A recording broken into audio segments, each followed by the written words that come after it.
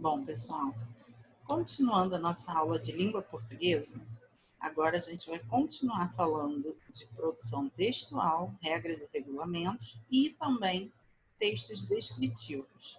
Então, a gente vai falar agora sobre a página 60 até a 64, no livro 3.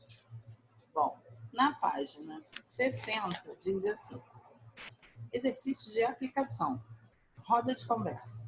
Em uma roda de conversa, você e seus colegas vão discutir estas questões, adaptando para esse momento você e sua família, você e quem estiver próximo da sua casa, né? Próximo na sua casa, na verdade.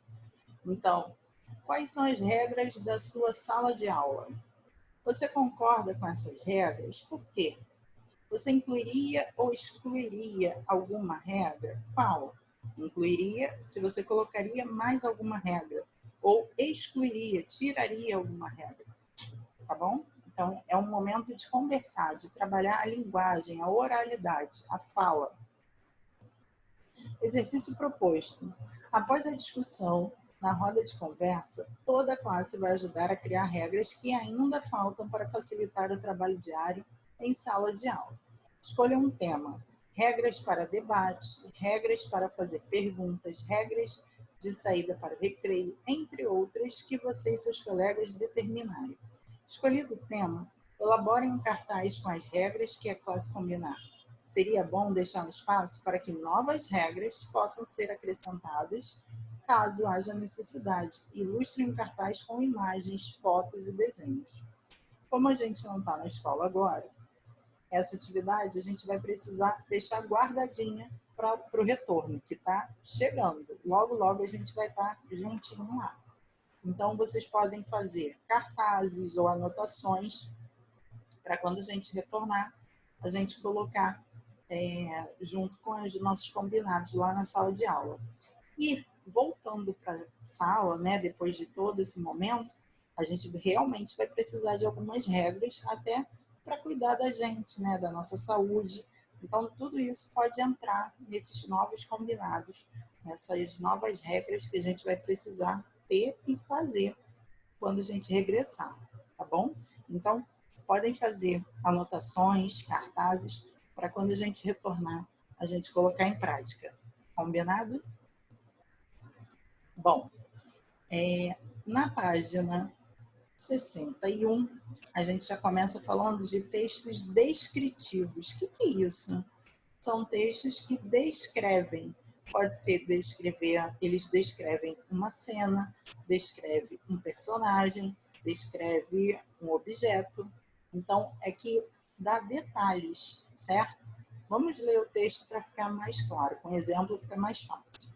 A avó que tem 80 anos, está tão fraca e velhinha e cochila todo dia, e cochila a noite inteira. Às vezes, porém, o bando dos netos invade a sala, entra rindo e papagueando. Este briga, aquele fala, aquele dança pulando.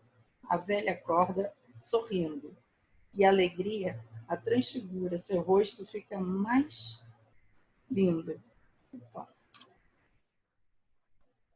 vendo tanta travessura. Então, nesse texto, ele descreveu tanto a senhora, né, a idosa, a velhinha, tanto quanto a cena, porque aí, quando o texto vai descrevendo tudo o que acontece, é mais fácil da gente imaginar, visualizar aqui dentro no nosso imaginário, tá bom? Então, o texto descritivo é esse, que dá muitos detalhes, detalhes de como a pessoa é, de como a situação aconteceu, entenderam? Na página 62, já diz assim, texto 2. Emília é meio boneca e meio gente, meio fada e meio bruxa. A bonequinha de pano diverte e atormenta todos com sua lógica malucada e suas tiradas desconectantes. Faladeira e birrenta, mas também esperta e adorável. Considera-se a dadeira oficial de ideias do sítio do Pica-Pau Amarelo. Ali, ele está descrevendo o jeito, as características, tudo da Emília. Perceberam? Ali você consegue conhecer bem de pertinho como a Emília é. Então, por quê? Porque tem um texto que está descrevendo, um texto descritivo. O que esses textos têm em comum? O texto 1 é um trecho do poema A Avó, de Olavo Bilac. Já o texto 2 é a parte de um texto narrativo do Sítio do Pica-Pau Amarelo. Os dois textos fazem uma descrição. O texto 1 faz a descrição de uma avó e o texto 2 de uma boneca. Um texto descritivo apresenta as características de uma pessoa, de um objeto, de uma situação, etc., para que possamos identificar o que está sendo descrito. Acabei de explicar tudinho e o livro veio e confirmou. Bom, exercício de aplicação.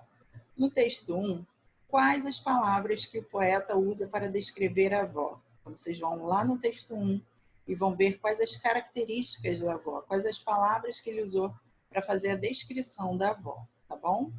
E no texto 2, como Monteiro Lobato descreve a Emília. Então, também vai pegar toda a descrição da Emília e colocar no número 2, ok?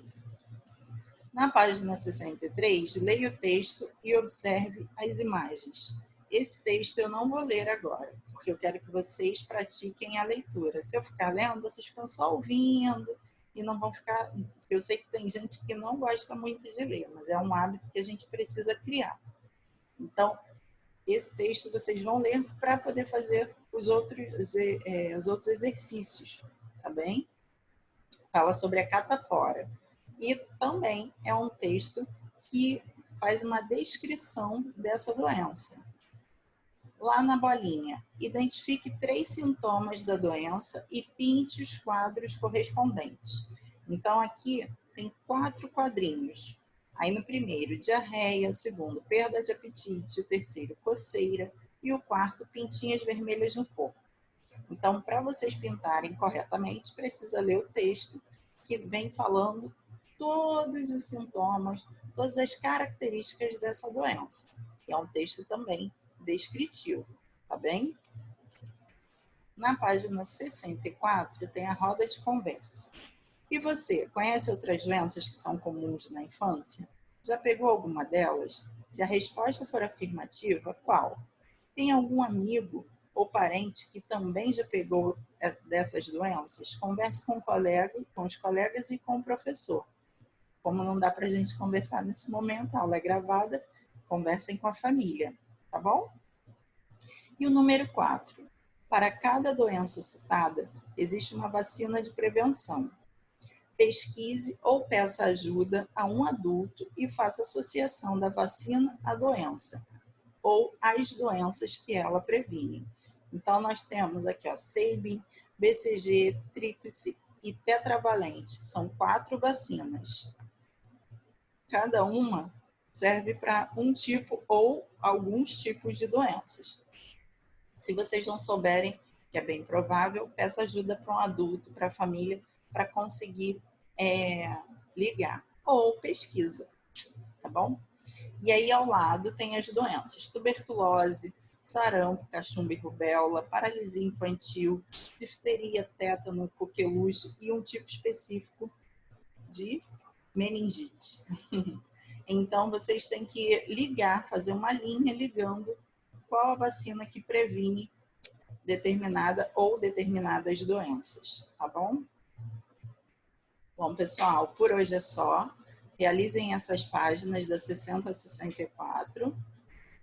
Bons estudos. Qualquer dúvida, estamos lá na agenda.